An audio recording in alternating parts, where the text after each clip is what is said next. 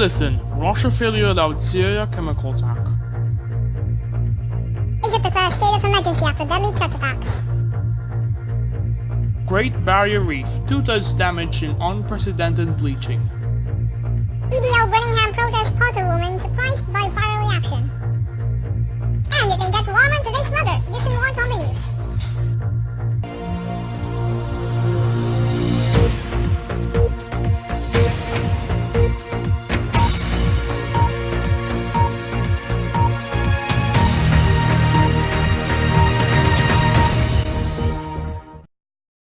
Welcome to Tommy News.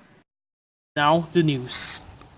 U.S. Secretary of State Rex Tillerson has criticized Russia, saying it had failed to prevent Syria from carrying out a chemical attack on the rebel-held town. Russia had agreed to ensure Syria's chemical weapons stockpiles were destroyed, and it failed to do so enabled the attack, he said. G7 foreign ministers are preparing to meet in Italy later Monday. Talks will focus on how to increase pressure on Russia to distance itself from Syria's President Bashar al-Assad. On Tuesday, Mr. Tillerson will continue for the G7 to Moscow, where he will meet his Russian counterpart Sergei Lavrov. Russia is the Syrian government's main ally and helped facilitate the 2013 agreement to destroy Syria's chemical arsenal. The suspected chemical attack on Khan Sheikhoun last Wednesday left 89 people dead. In response, the US fired 59 missiles at the Syrian airbase on Friday. Syria denied using any chemical agents, and Russia says the US gave no evidence Syria has chemical weapons. Egypt's President Abdul Fattah al-Sisi has announced a 3-month state of emergency after attacks on 2 Coptic churches that left at least 44 dead. The measure allows authorities to make arrests without warrants and search people's homes. It needs to be approved by parliament before it is implemented. So-called Islamic State said it was behind the blasts in Tanta and Alexandria on Palm Sunday. The group has targeted cops in Egypt recently and warns of more attacks. Mr. Sisi made a defiant speech at the presidential palace after a meeting of the National Defense Council to discuss the explosions. He warned that the war against the jihadists will be long and painful, and said that the state of emergency will come into force and after all legal and constitutional steps were taken. The majority in parliament backs Mr. Sisi. The president had earlier ordered the deployment of the military across the country to protect vital and important infrastructure. Coming up after this break, Great Barrier Reef, 2/3 damage in unprecedented bleaching. And the EDL Birmingham protest fought a woman surprised by viral reaction.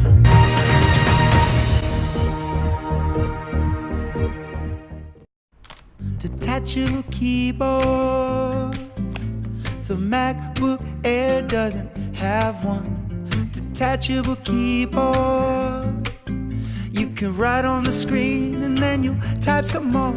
And it's all because of the Surface Pro 4's detachable keyboard. The Surface comes with a pen. Detachable keyboard. Faster than the MacBook Air.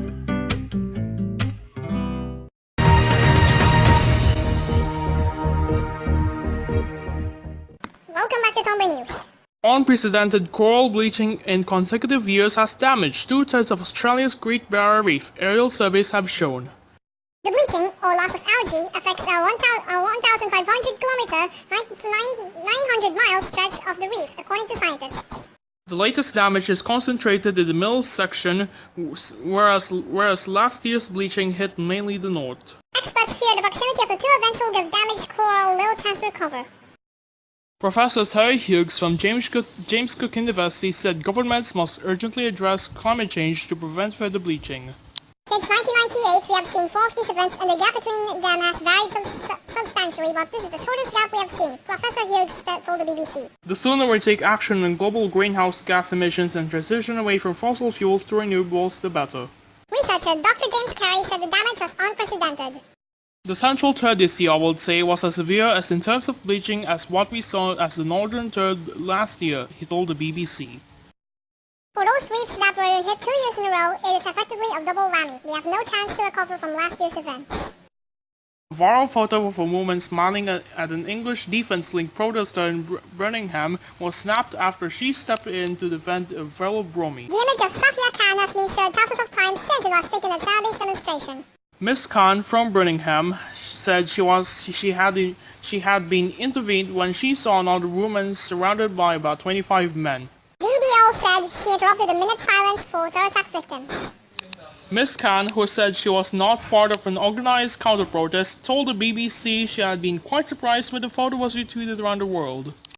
I don't like seeing people getting ganged up on in my town, she said. And now the weather forecast with Ginger. Hello, and this is the weather forecast for today. Warm temperatures will prevail all over Australia. Partly cloudy for Cotton City today with 25 degrees Celsius with average temperature, while in the northern region, cloudy conditions and 29 degrees average temperature means good weather. Moving to West Australia, clouds will blanket the region with an average temperature of 26 degrees. The eastern region will be partly cloudy and with a warm 30 degrees Celsius, and the south gets overcast weather 37 degrees. That's all.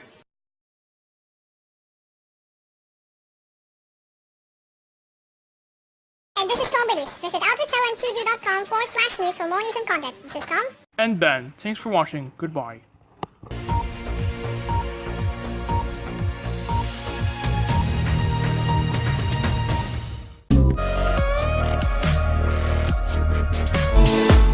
Come and get it.